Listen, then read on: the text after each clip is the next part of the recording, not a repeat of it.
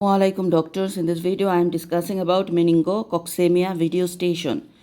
So normally what we are seeing meningococcemic rash. I can see the purpuric skin rash mainly in the lower limb, right arm and few in the trunk. So normally meningococcemic rash are present in the whole body, look like the pictures, and they are really condition is lethargic, maybe BP cough, hypertensive, the child non-blanching rash, and the child is on ICU. This type video they will show. So what important question you ask in the history? First of all, history of fever, irritability, neck stiffness, vomiting and onset of the rash and bleeding. So very important, history of fever, irritability, neck stiffness, vomiting and onset of the rash, bleeding. But important physical finding you have to look for child well-being, vital signs, particularly looking for tachycardia, hypotension, tachypnea, grunting, cyanosis, also skin color and capillary refill time, urine output as a sign of septic shock. So these are very important. The child will be not look. Child well-being will look in the video station. Vital signs, particularly looking for tachycardia, hypotension, tachypnea, grunting, cyanosis, also skin color and capillary refill time. CRT, urine output as a sign of shock. So this is most likely my diagnosis is meningococcemia. Okay. The differential diagnosis we can keep like neonatal autoimmune thrombocytopenia. Other differential diagnosis like measles, acute hypersensitivity vasculitis, henosculin purpura, ITP, septic vasculitis due to acute bacteremia or endocarditis, and toxic shock syndrome.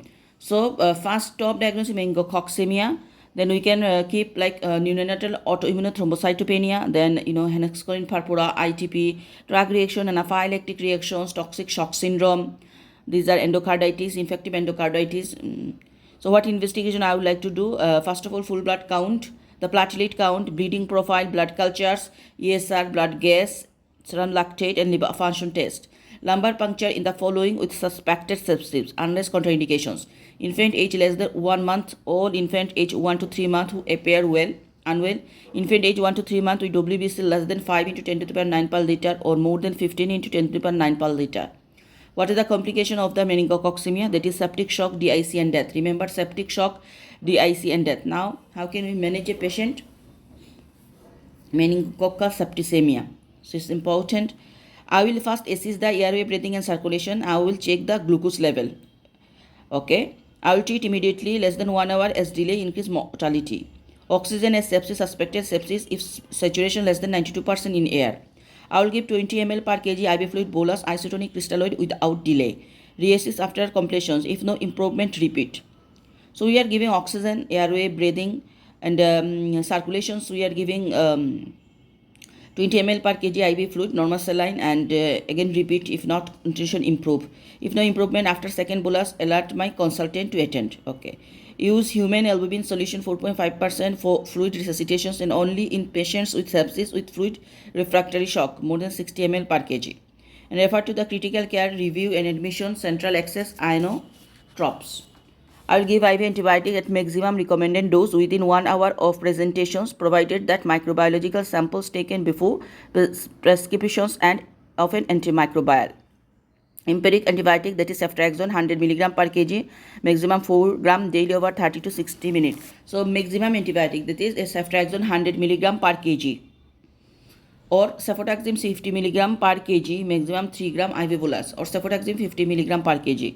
Do not give ceftriaxone with calcium IV or less than 41 weeks post-menstrual age or neonate with hyperbilirubinemia, hypoalbuminemia, jaundice or acidosis. So ceftriaxone will never give with the calcium IV. And neonate with hyperbilirubinemia, hypoalbuminemia and jaundice or acidosis. If documented history of definite anaphylaxis of cephalosporin, give vancomycin and ciprofloxacin. So anaphylaxis of cephalosporin, then we give vancomycin and ciprofloxacin. Then specific antimicrobials. If age less than 1 month and raised AST/LT, add acyclovir. And so if less than 1 month and raised AST/LT, we give acyclovir. If age less than 3 months, add amoxicillin high dose IV. Okay. So if group has streptococcal infections, we think suspected chickenpox or other skin lesions, painful cellulitis, add clindamycin. MRSA suspected at vancomycin IV. If anaerobic infection suspected at metronidazole IV. If hospital acquired, give piperacillin with tazobactam. If neutropenic, give piperacillin with tazobactam. Treat with antimicrobial for If no organism identified or meningococcus, give 10 days of antibiotics. If group A streptococcus, treat 10 days. If staphylococcus aureus, treat 14 days. If meningococcus, need to give prophylaxis with ciprofloxacin or ORAs for close contacts.